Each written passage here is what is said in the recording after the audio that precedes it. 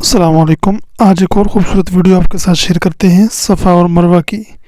اس وقت ہم صفا کی پہاڑی پر ہیں اور آپ یہ رش دیکھ سکتے ہیں کہ حاجیوں کی، عمرہ زائرین کی کتنی رش ہے۔ اور یہ سامنے جو ہے یہ صفا کی پہاڑی ہے، قریب جا کر بھی آپ کو دکھا دیتے ہیں۔ یہ بالکل سامنے یہ ہم اس کے اوپر بھی آپ دیکھ سکتے ہیں۔ اب تو کافی جو ہے انہوں نے اوپر 2-4 فلور بن گئے ہیں، اس پر بھی لوگ جو ہے وہ صفا مروہ کے چکر لگاتے ہیں۔ یہ سب سے نچلا حصہ ہے، یہ اوپر بھی آپ دیکھ سکتے ہیں۔